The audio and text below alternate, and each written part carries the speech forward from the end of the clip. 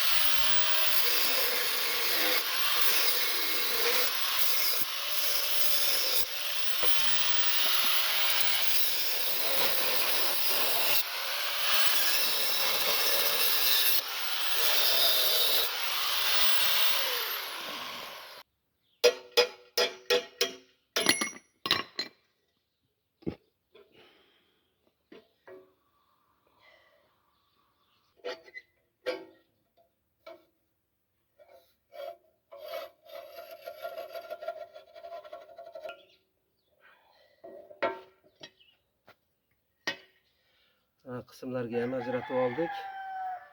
Endi buning razmerlarini batafsil aytib o'taman.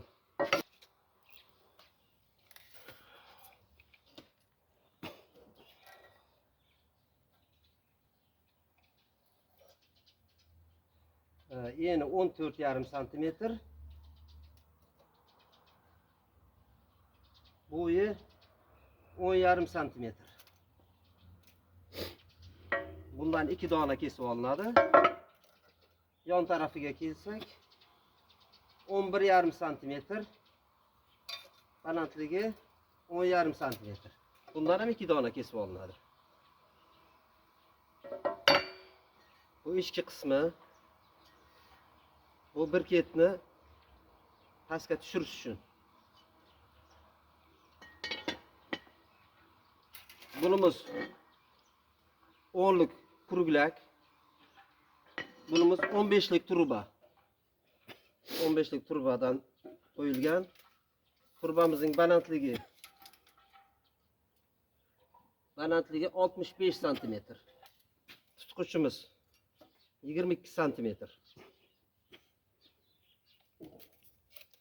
Ana endi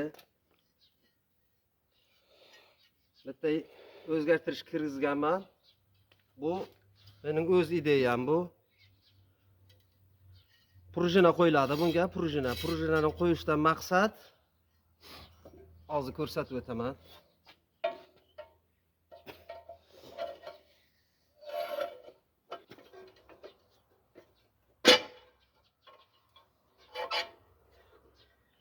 Birketimizni pastga tushirgan payti qo'limizga nagruzka solmaslik uchun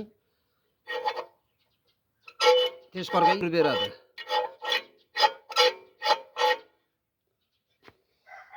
Endi ichki qismini tushuntiraman.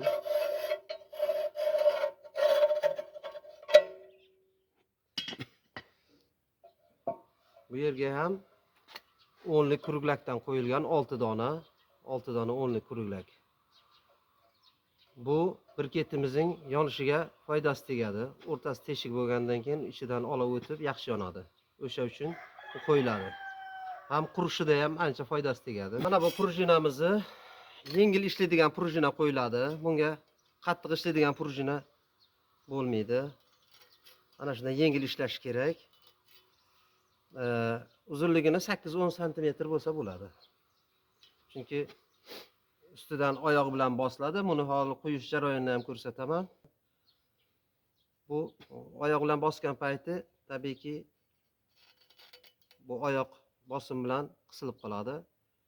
Birketimizni tushirgan payti qo'limizga nagruzka solmaydi. O'zi yordamlashadi. Bu ruchkamizning uzunligi 16 santimetr ekan. Buni joyiga qo'yib svarka qilamiz.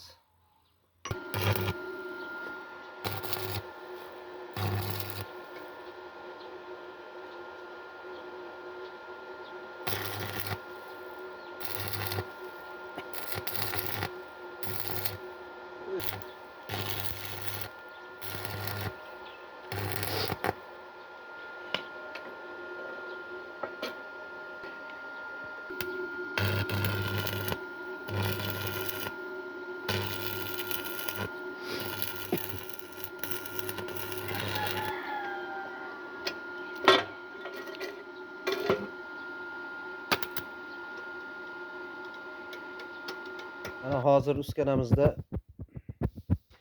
bir ket qo'yib ko'rsataman, kuzatib boringlar.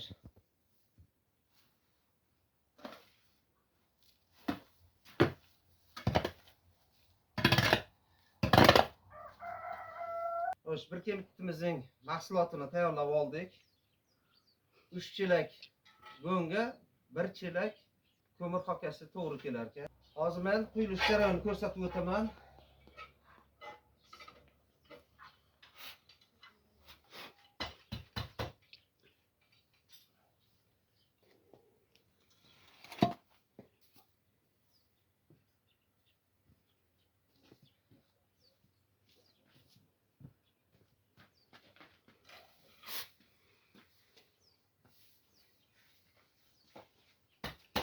Uskanamizning ichiga qo'yilgan prujinasi. Bu prujinaning afzalligi ana bir keti tushirgan paytimiz agar prujina bo'lmasa bizni mana barmoqlarimizga nagruzka soladi. O'shaning uchun prujina qo'yganman. Mana shunda bosishda mana yengilgina ketadi mana. Mana bir ketlarimiz sifati yaxshi, juda. Hozir qish oyi bo'lgani uchun bir ket qo'ymaymiz. Chunki qurish qiyin bo'ladi. Ayni yoz payti, saraton payti quyilsa, kuniga 300 donagacha quysa bo'ladi. Bu birketlarimizni chorva mollarga yem pishirishda foydasi juda katta. Bundan tashqari xonadonga pechkalarga yoqsa bo'ladi havo sovuq kunlarda. Chunki 30-40% ko'mir xokasi. Qolaversa tanur o'choqlarga ham foydalansa bo'ladi. Endi birketlarimizning hozir atalab pishiraman. Mollarga yonish jarayonini ham ko'rsatib o'taman, kuzatib boringlar. Va nihoyat birketlarimizni ham quyib bo'ldik. Taxminiy 1,5 chelak mol go'ngi, yarim chelak ko'mir xokasidan 20 dona birket tushdi. 20 dona birket qo'ydik. Birketlarimiz yonish jarayonini ham ko'rsatib o'taman.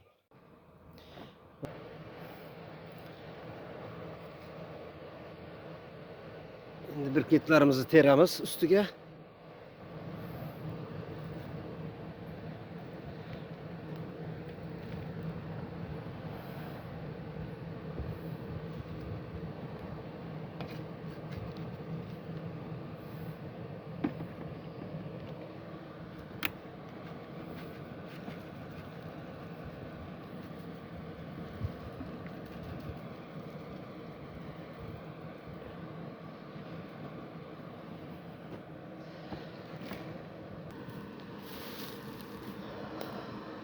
Bu moslamamiz qish faslida juda chorvadorlar uchun qo'l keladi. Atalab pishirish uchun, yem pishirish uchun buni o'zim taxlaganman.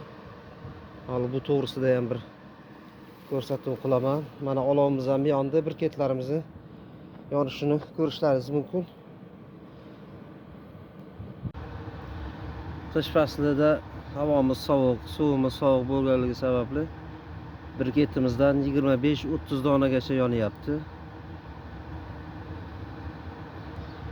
Yoz payti 20 dona, ko'pi bilan 20 dona bilan 100 litr, 120 litr atalamiz pishadi. Mana birketimizni ko'rishlaringiz mumkin.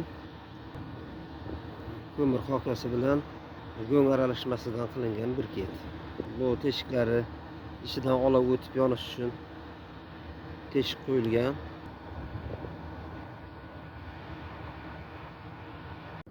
Atalamiz ham tayyor bo'ldi. 26 dona birket bilan 120 litrli qozonimiz qaynadi atalamiz. Shuning bilan bugungi bir ket haqidagi ko'rsatuvimizni yakunlayman. Videomizdagi xato kamchiliklar bo'lsa uzr so'rayman avvalo. Videomizga bitta like bosib turinglar, qo'llab-quvvatlab turinglar. Agar shu videomizdan manfaatim teggan bo'lsa, xursandman albatta. Sog' bo'ling, salomat bo'linglar.